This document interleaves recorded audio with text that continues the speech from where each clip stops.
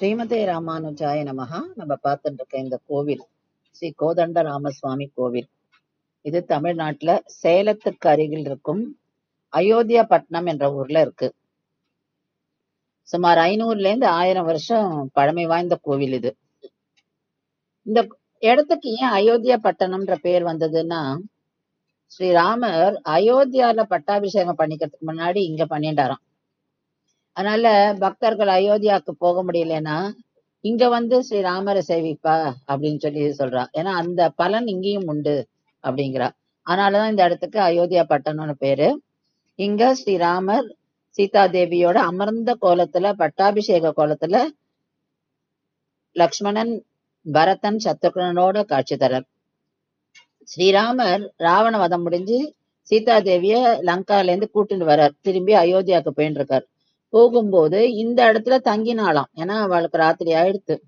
அதனால இங்க வந்து ஒரு ஒரு கோவில், சின்ன கோவில் பார்த்தாலாம். சரி இங்கேயே தங்கிடலான்னு தங்கிட்டாலாம்.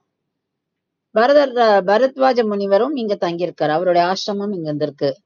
அப்போ அவர் வந்து ராமரை வேண்டினாராம், இந்த மாதிரி அவரை பட்டாபிஷேக குளத்துல சேவிக்கணும் அப்படின்னு சொல்லி. விபீஷணனுக்கும் அதே ஆசை இருந்ததாம். அதனால ஸ்ரீராமர் அதற்கு ஒத்துக்கிறார். இன்னொரு காரணம் என்னன்னா, ஸ்ரீராமர் அயோத்தியா போறதுக்குள்ள அந்த நல்ல முகூர்த்தம் முடிஞ்சிருமா. அதனால அங்க போய் அந்த முகூர்த்தம் டைம் முடிஞ்சு பட்டாபிஷேகம் பண்ணிக்கிறத இங்கேயே நம்ம பண்ணிடலாம் அந்த டைம்லயே அப்படின்னு சொல்லி அதுக்கு ஒத்துண்டு இங்க பண்ணிட்டாராம். அதனாலதான் இந்த இடத்துக்கே அயோத்தியா பட்டணம்ன்ற பேரே வந்திருக்கு. அதனால இங்க வந்து ஸ்ரீராமரை நம்ம பட்டாபிஷேக கோலத்துல காட்சி அவர் தரர் நமக்கு. வேற அவளுடைய விபீஷணன், சுக்ரீவன் அங்கதானே நம்ம இந்த கோவில்ல நம்ம சேவிக்கிறோம். இந்த கோவில்ல இன்னும் நிறைய ஸ்பெஷல் ஃபீச்சர்ஸ் இருக்கு. என்னன்னா, ஆர்கிடெக்சரல் மார்வல்ஸ், அதிசயங்கள் இங்க நம்ம பாக்குறோம். மியூசிக்கல் பில்லர்ஸ் உண்டு இங்க. இந்த கோவில்ல ஒரு ஒரு தூணையும் தட்டினாக்கா அந்த ஒளி அது வந்து ஒன்னொன்னும் விதவிதமா ஏற்படுத்தும். தாராமங்கலம் விஸ்வநாத கோவில், திருச்செங்கோடு முருகர் கோவில், திருமலை நாயக்கர் மஹால், இங்கெல்லாம் இருக்கிற ஃபீச்சர்ஸையே நம்ம எங்கேயும் பாக்குறோம். ஏன்னா இந்த கோவில் பிற்காலத்துல திருமலை நாயக்கரால விரிவுபடுத்தப்பட்டது அப்படின்னு சொல்றா.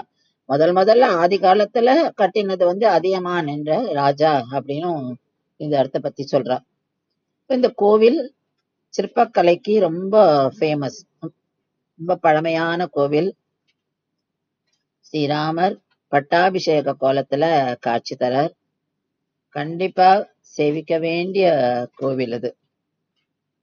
ஸ்ரீமதே ராமானுஜாய நமஹ.